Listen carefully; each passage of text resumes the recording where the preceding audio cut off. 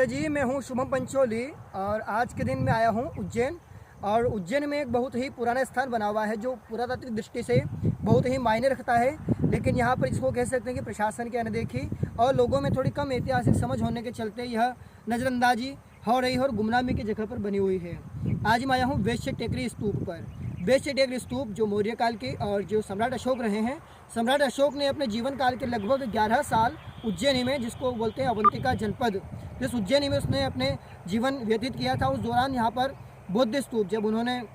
बौद्ध धर्म का अपना धारण कर लिया और सभी प्रकार से जब बौद्ध धर्म की स्थापना की, तब देश के विभिन्न हिस्सों में लगभग हजारों उन्होंने बौद्ध स्तूपों का निर्माण करवाया था। और उसी क्रम में यहाँ पर उज्जैन में भी एक बौद्ध स्तूप उनके द्वारा बनवाया गया था, जिसको वैश्य टेकरी स्तूप के नाम से जाना जाता है। इसके नाम के पीछे की वजह है कि उनकी जो पत्नी थी, उनकी पत्नी यहाँ उज्जैन की थी, जो कि वैश्य की पुत्री थी, इसलिए उसको वैश्य टेकरी स्तूप के नाम से जाना जाता है।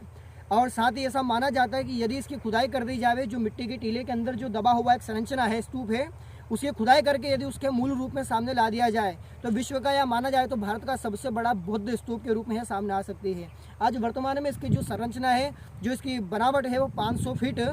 चौड़ाई, 500 मीटर लगभग चौड़ाई इसकी व्यास है और 100 फीट ऊंचाई इसकी ऊंचाई बनी हुई है। और ऐसा माना जाता है जब 1938 और 1939 में ग्वालियर के पुरातत्व विभाग के जो उस समय के अधिकारी थे, और जो ग्वालियर जो स्टेट लगती थी ग्वालियर, उस समय पर यहाँ पर खुदाई की गई थी, जिसमें कि पुराने सिक्के, लाख की चूड़ियाँ, शंख,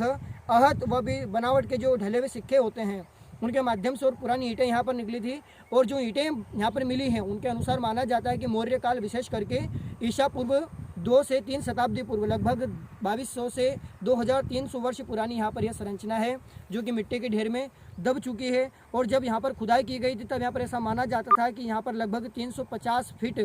व्यास वाला यहाँ पर एक संरचना निकल सकती है। और हम आसपास देखेंगे कि दो, एक उधर दिखाइएगा कि यहाँ पर एक कंकर टीला और दूसरा जो एक टीला है जिसको कहा जाता है तुलावती टीला। तो उसमें से यह कौन सा टीला है मुझे जानकारी नहीं है, क्योंकि दो टीले जो सम्राट अशोक के जो दो पुत्री थे, संघमित्रा और महेंद्र, जिन्होंने श्रीलंका में जाकर के बौद्ध धर्म का प्रसार किया था, उन दोनों की स्मृति में भी यहाँ पर 2 बौद्ध स्तूपों का निर्माण करवाया गया था, जिनमें से एक बौद्ध स्तूप जो था, उसको यहाँ पर कृषि कार्यों के चलते जो यहाँ के लोग हैं, जिनकी भूमि थी, उन्होंने उसको पाट दिया, उसको समतल करके अपने कृषि काम में ले लिया। और एक टीला चूंकि यहाँ पर बना हुआ, जिसको कंकर टीला या तुलावती टीला के नाम से जाना जाता है। उक्त जो बौद्ध स्तूप यहाँ पर बना हुआ है, इसकी खुदाई करके इसको अपने मूल रूप में ला करके इसको पर्यटन की दृष्टि से भी भारतीय पुरातत्व विभाग की योजना है कि इसको मूल रूप में लाया जाएगा। यहाँ पर कई पुरानी ईंटें यहाँ पर मिल जाया करती है और सम्राट अशोक के द्वारा बनाया गया मुख्य पुश करना 2 मिनट के लिए। और जब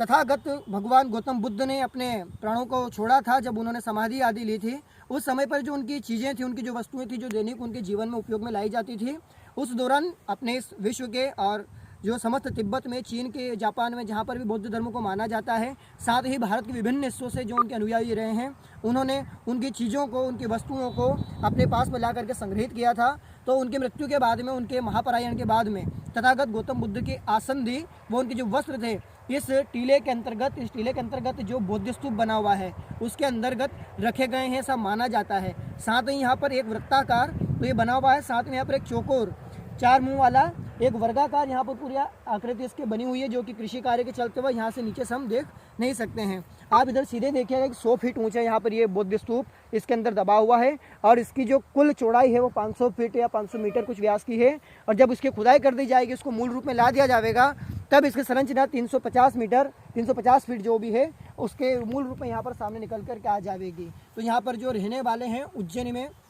और आसपास जो रहने वाले लोग हैं, उनको भी इसकी अभी अभिज्ञता है, इसकी जानकारी नहीं है, जिसकी वजह से कि यहाँ पर स्थिति ऐसी है कि पूरी जंगली झाड़ियों और बड़ी बड़ी घास फूस के माध्यम से यहाँ पर सभी चीज़ें ढक गई हैं, छुप गई हैं। यहाँ पर निकलने वाले जो सड़क से भी निकलते हैं, इसको साधारण टीले या साधारण एक भूगर्भिक संरचना इसको समझ करके छोड़ दिया करते हैं। जबकि भारत के अंतर्गत जो उज्जैनी 16 जनपदों में से एक रही है, वह अपने